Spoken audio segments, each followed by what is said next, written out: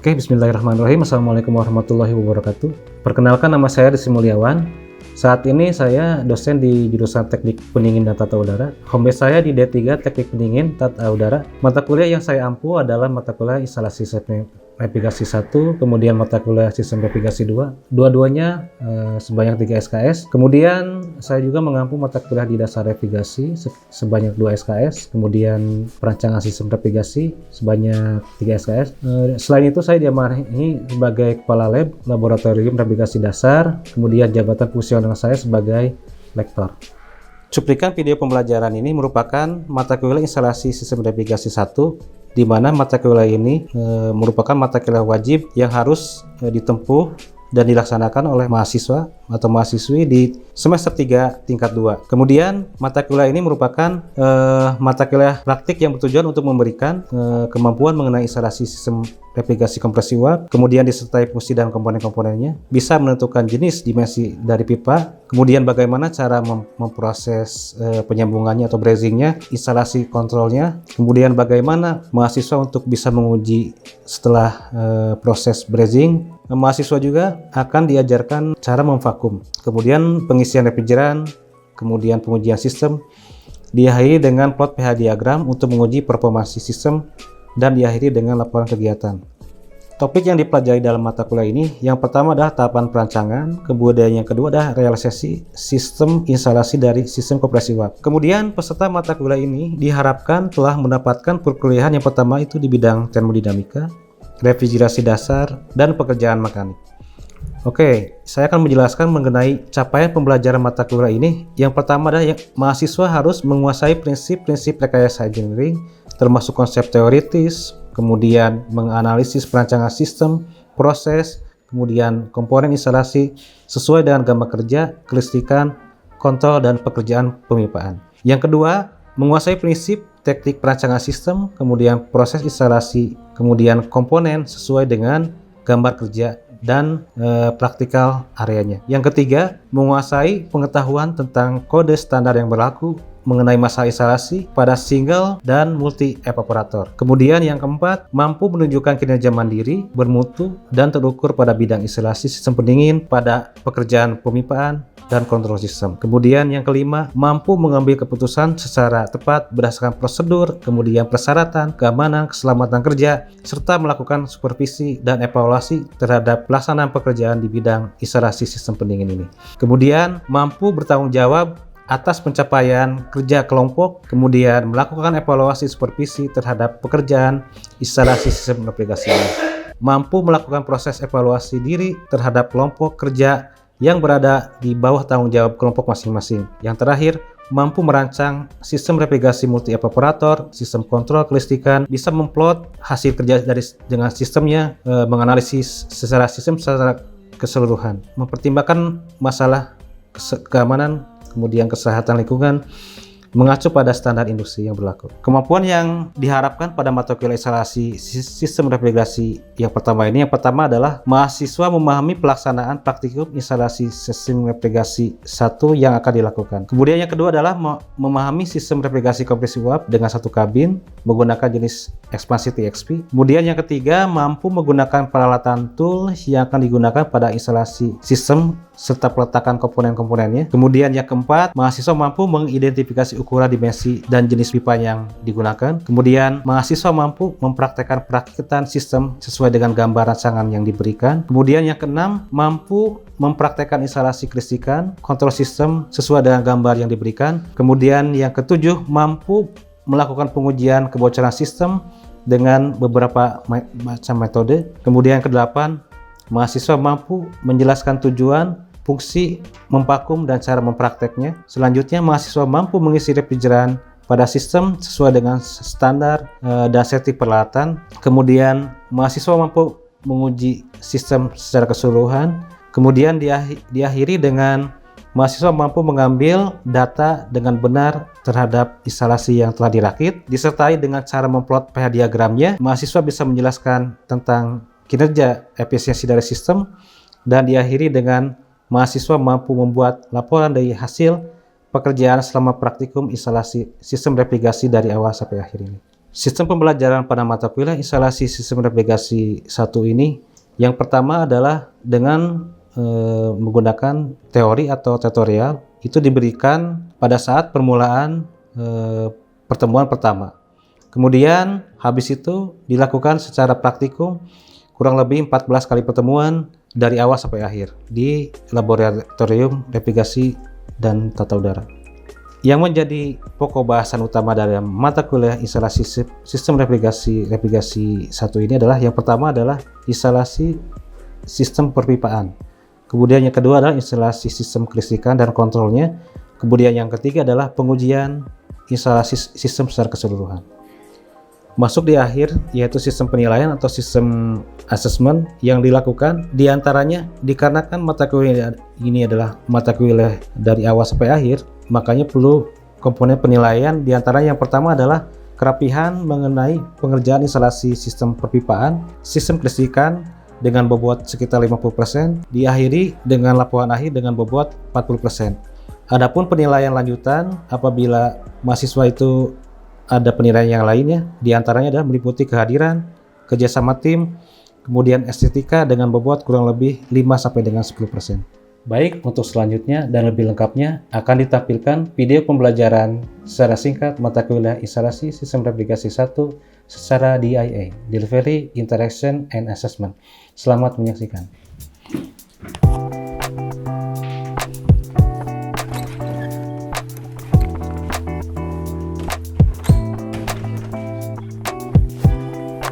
Baik, Assalamualaikum warahmatullahi wabarakatuh. Waalaikumsalam warahmatullahi wabarakatuh. Oke, apa kabar semuanya para mahasiswa sekalian? Alhamdulillah. Oke, baik-baik semua ya. Oke, hari ini kita masuk di pertemuan 4 mata kuliah instalasi sistem navigasi ya. Di mata kuliah pertemuan kali ini kita akan melanjutkan mata kuliah praktikum tentang penentuan dimensi pipa tembaga yang akan kita gunakan sebagai instalasi perpipaan. Kemudian kita juga akan masuk di praktik tentang pembentukan pipa seperti swedging, flaring, bending, cutting, dan lain sebagainya. Nah, sebelum kita masuk di praktikum, saya akan mencoba untuk menjelaskan tentang objektivitas atau tujuan dari mata kuliah yang pertama pertemuan keempat ini. Yang pertama adalah mahasiswa dapat merangkai instalasi sistem perpipaan menggunakan pipa tembaga ini. Ya, di sini kita memakai 1/4, tapi lebih detailnya nanti kita akan jelaskan. Kemudian setelah itu kita masuk di mahasiswa akan kita coba untuk praktek dan nanti akan kita coba jelaskan di lab langsung. Kemudian sebelum itu kita akan coba untuk mengulas atau mereview kembali ya mengenai sistem kompresi uap yang nanti akan coba kita praktekkan seperti itu ya. Yang pertama komponen utama ya. Komponen utama dari sistem navigasi kompresi uap. Ada apa aja? Yang pertama kompresor. Oke. Fungsinya adalah untuk mengkompresi atau menekan dari refrigeran ya. Biar tekanannya menjadi tinggi. Kemudian yang kedua adalah kondensor. Ya. Kondensor fungsinya buat untuk membuang panas ya atau kalor dari refrigeran ke lingkungan. Kemudian yang ketiga, katup ekspansi ya. Umumnya kita memakai TXP, berfungsi untuk mengekspan atau menurunkan ya, menurunkan tekanan dari refrigeran. Kemudian yang terakhir yang keempat, evaporator ya. Nah, di evaporator ini nanti temperatur diturunkan ya sehingga terjadi proses pendinginan. Nah, untuk menyambungkan menginstalasi pipa dari sistem kompresi uap ini kita memerlukan pipa ya, pipa untuk menyambung instalasinya. Jadi kalau kita gambarkan siklus refrigeran atau siklus kompresi uap, ini misalkan kompresor ya. Ini pipa dari discharge, kemudian ini suction. Discharge masuk ke kondensor ya. Kemudian dari kondensor masuk ke katup TXP ya. Kemudian dari ekspansi masuk ke evaporator ya. Kemudian dari evaporator masuk ke kompresor ya. Nah, ini dalam rangkai sistem kompresi uap, siklus-siklus ini disambungkan menggunakan pipa ya. Makanya disebut dengan instalasi perpipaan. Pemipaan ya. Nah, dalam menyambungkan instalasi perpipaan ini ada beberapa proses. Yang pertama adalah cutting ya, atau memotong pipa. Nah, sebelum itu kita harus menjelaskan bahwa ukuran atau dimensi pipa inilah pipa adalah pipa tembaga yang digunakan buat instalasi sistem kompresi uap.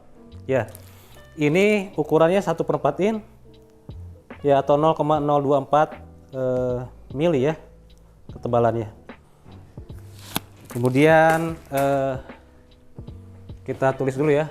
Ini adalah jenis ukuran pipa. Yang 1/4 in ini biasanya dia untuk liquid line ya.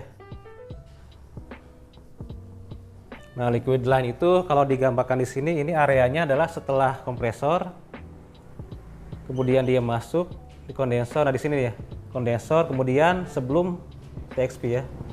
Ini liquid line 1/4 in. Kemudian ada juga yang 3/8 in. Ya. Kemudian ada yang setengah in. Nah, kalau pipa yang besar biasanya dia buat gas ya, atau suction biasanya. Suction line.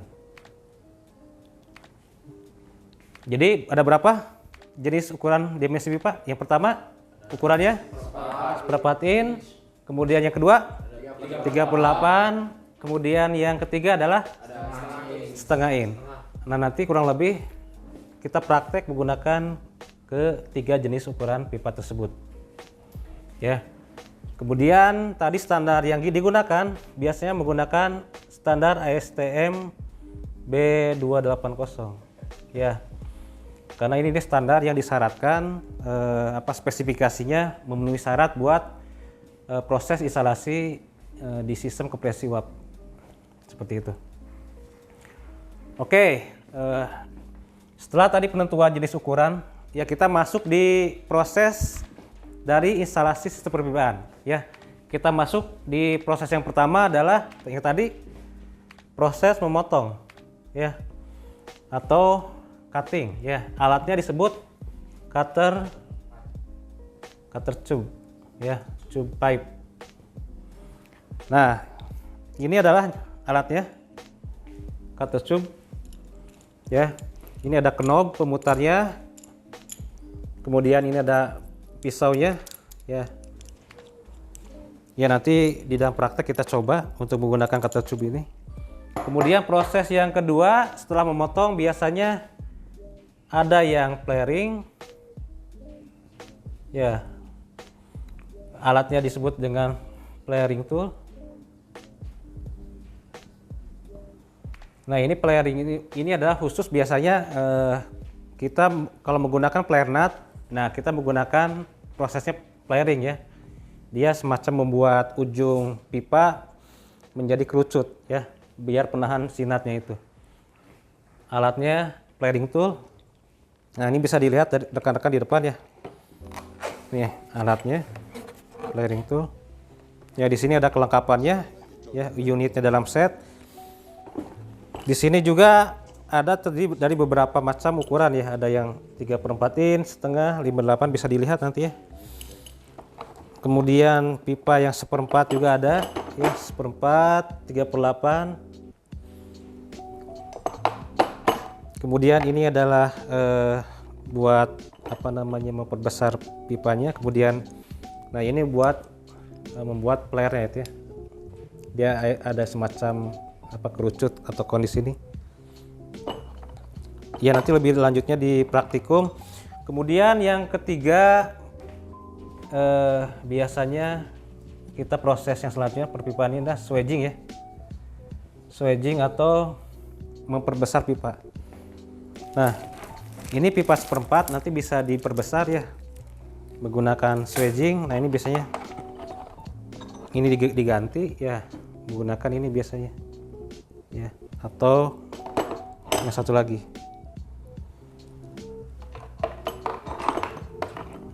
ya, ini swedging ya. Biasanya alatnya sama ya, satu kesatuan unit flaring tool. Kemudian proses yang selanjutnya adalah bending ya. Sesuai namanya bending berarti membengkokkan ya.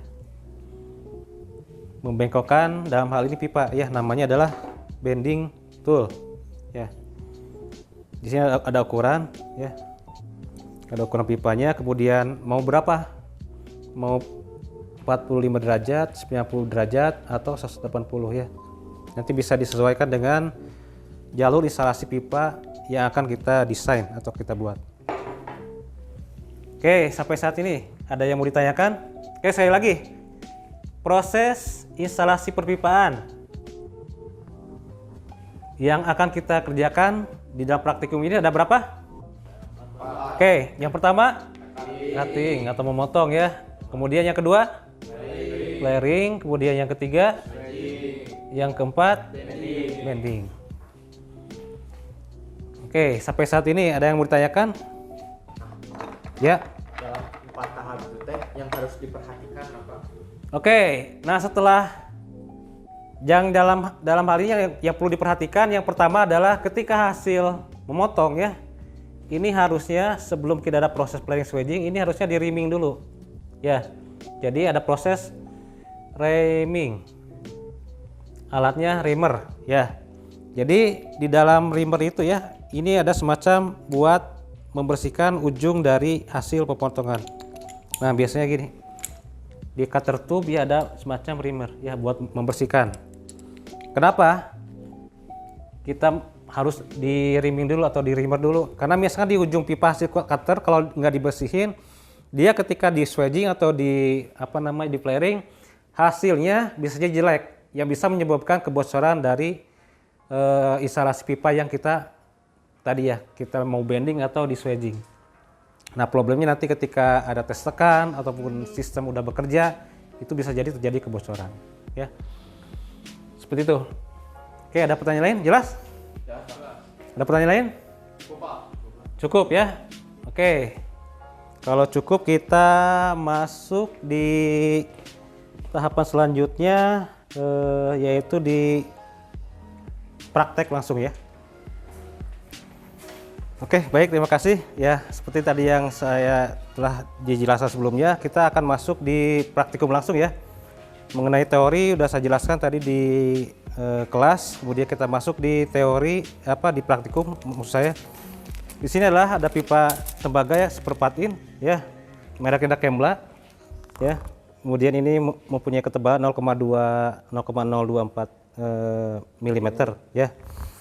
Kenapa kita memakai Kembla? Karena Kembla ini memenuhi standar yang kita tentukan ya, yaitu ASTM 280 ya, seperti ini. Ini ukuran 1/4 in. Oke, ini biasanya kita gunakan di pipa liquid line ya. Oke, kita langsung praktikum ya. Ini karena baru, kita buka dulu plastiknya ya. Oke. Ini kalau baru itu ada tutupnya ya. Ini tutupnya berfungsi biar tidak ada uap air, udara masuk ya, kotor-kotoran ya ujung-ujungnya. Kemudian di sini juga ada standar dan ukuran ya, bisa dilihat ya di sini. Kembla. Ya, ASTM 280. Oke, nah ini biasanya satu gulung ini ya dinamakan satu roll. Biasanya panjangnya kalau diluruskan itu 12 sampai 15 meter ya, seperti itu. Oke, ya. Kita coba untuk meluruskan ya, sebelum kita cutting kita luruskan ya. Kita menggunakan meja datar ya, biar nanti hasil dari proses pelurusannya memang benar-benar lurus ya. Tekan ujungnya, kemudian kita luruskan Ya, kita gunakan ya sekitaran untuk praktikum ini sebagai proses pembelajaran sekitar 50 cm ya, atau 60 ya, seperti ini. Oke ya, kira-kira 60 cm. Nah, sebelum kita memotong atau cutting ya, yang perlu diperhatikan adalah yang pertama knobnya, kemudian si ujung pisau ini, kemudian ini ada 2 mata ya, ini fungsinya buat mengunci ya. Kemudian ketika udah dikunci ya, kita putar 360 derajat ya. Setiap 1 kali putaran knob yang ini diputar ya. Terus prosesnya siklus seperti itu sampai si pipa tembaga ini benar-benar terpotong. Oke, kemudian putar, kencangkan, putar lagi, kencangkan, putar lagi. Nah, oke, ini udah terpotong ya. Ini hasil dari proses pemotongan. Ini beda dengan hasil yang tadi ya. Makanya di sini karena proses pemotongannya ini tebal, ini adalah ada satu proses yang harus dilakukan, yaitu ada proses reaming ya, alatnya disebut reamer. Biasanya dalam cutter tube ada terpasang reamer ini ya. Caranya adalah masukkan si pisau reamer ini ya ke dalam ujung pipa tembaga yang dipotong tadi. Tapi arahnya jangan ke atas ya. Dia harus ke bawah. Supaya hasil dari bore dari tembaga itu benar-benar terbuang ya. Nggak masuk ke dalam sistem instalasi yang nanti kita akan coba rangkai. Kenapa proses reaming ini penting? Seperti yang tadi saya jelaskan di kelas. Ada yang bisa jelaskan? Karena untuk mencegah ketika nanti di flaring atau swaging agar hasilnya bagus. Oke ya, betul ya. Biar hasilnya bagus. Oke, tidak pecah juga. Oke ya, bisa dilihat ya, mungkin seperti ini nanti hasilnya ya. Oke, nanti rekan-rekan mungkin bisa mencoba ya untuk memotongnya ya, bisa nanti di copy paste ya. Sebelum itu ya kita coba untuk membuat apa namanya swaging tool dulu ya, proses swaging dulu. Oke, ini alatnya ya. Tapi pastikan untuk pipanya sama apa namanya alat flaring toolnya dia khusus yang sesuai dengan pipa yang kita potong tadi ya. Di sini ada 7/16, 1/4, 1/8 ya, kita memakai 1/4. Ya, caranya diputar seperti biasa ya. Nah, kalau untuk swaging dia ketika masuk ke dalam apa namanya alat flaring ini ya, penyipit pipa ini, dia ukurannya dari ujung ya rata ini ke atas itu minimal 1 kali diameter ya. Jadi kalau kita misalkan kita ukur ya sekitar segini ya, 1 kali diameter ya, kita coba kayak gini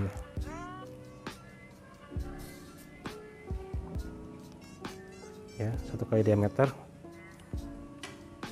Kemudian kita kunci ya penyepitnya. Nah, kemudian kita cari buat alat untuk swagingnya. Nah, ini biasanya dia kon ini buat flaring ya, tapi nanti kita akan coba buat. Kita ganti dulu ya, ini bisa dicopot tutup ya.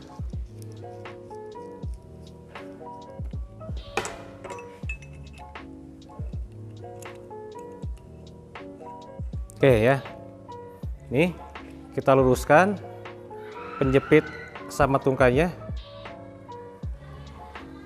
Kalau udah yakin, baru kita bisa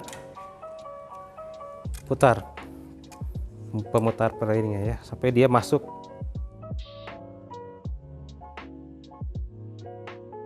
Oke ya, udah kelihatan kan ya tembaganya, pipa tembaga Kelihatan, Pak. menjadi lebih gede.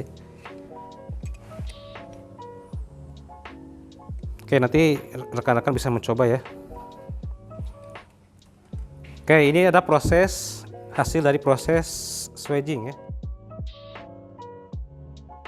Ya, bisa dilihat. Dia lebih besar. Oke, ini proses swedging. Kemudian yang selanjutnya adalah proses flaring ya. Nah, biasanya kalau flaring ini sebelum kita proses flaring dilakukan, yang perlu dimasukkan dulu adalah sinatnya ya. Kenapa perlu dimasukkan? Karena ketika kalau kita lupa, biasanya kalau kita langsung memflare ya, nanti si nutnya nggak bisa masuk ya. Nah, beda dengan swedging tadi, kalau flare nut ini biasanya tinggi ya, dari si penyepitnya itu dia kurang lebih 1/3 H ya, kurang lebih 1 mili ya ke atasnya. Kalau tadi kan 1 diameter untuk yang swedging, untuk yang flare dia sekitar 1 mili ke atas ya, seperti inilah ya, 1 mili. Itu biasa kita kunci. Oke, kemudian yang bawahnya ini bisa diganti ya, tadi menggunakan yang kon atau yang kerucut tadi. Nah, yang ini ya. Oke, nah biar lebih mudah ya, kalau misalnya kita menggunakan tangan terbuka itu agak susah karena kita di lab ya, di praktek. Di sini ada ragum ya, kita bisa dijepit menggunakan ragum di sini. Oke ya, pastikan ragumnya udah terkunci. Kemudian kita bisa langsung untuk proses flaring ya. Oke, udah lurus ya, kita coba untuk flaring.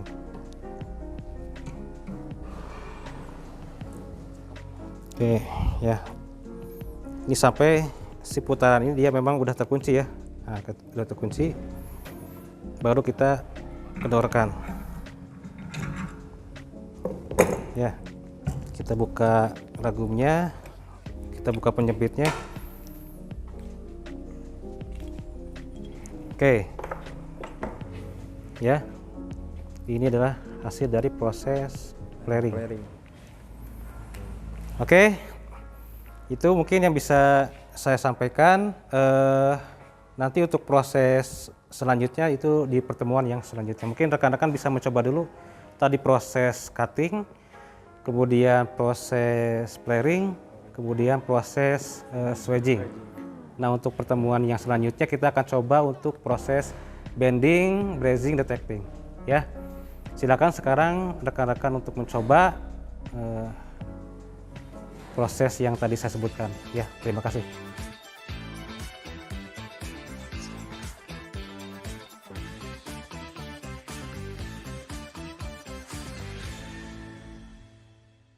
Oke, baik. Tadi adalah praktikum instalasi sistem perpipaan ya. Bisa disebutkan tadi prosesnya? Cutting, limbing, oke, flaring, swedging. Oke, itu adalah proses yang instalasi perpipaan yang utama ya. Untuk proses yang bending nanti akan dicoba kita praktek di pertemuan selanjutnya. Oke, ada pertanyaan? Cukup, Pak. Oke, cukup ya. Oke, kalau cukup sekian mungkin ya pertemuan kali ini yang bisa saya sampaikan. Kurang lebih saya mohon maaf. Saya akhiri pertemuan kali ini dengan ucapan alhamdulillahirabbil. Kemudian wabillahi taufiq wal hidayah. Wassalamualaikum warahmatullahi wabarakatuh. Ya, terima kasih semua ya. Terima kasih, Pak.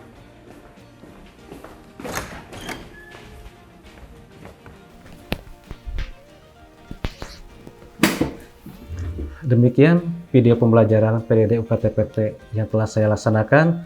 Sebelum saya tutup, izinkan saya berterima kasih terhadap semua pihak yang telah menuntut saya sampai tahap akhir ini, kepada para dosen, kepada para mahasiswa. Akhir kata, wabillahi taufiq wal hidayah. Wassalamualaikum warahmatullahi wabarakatuh.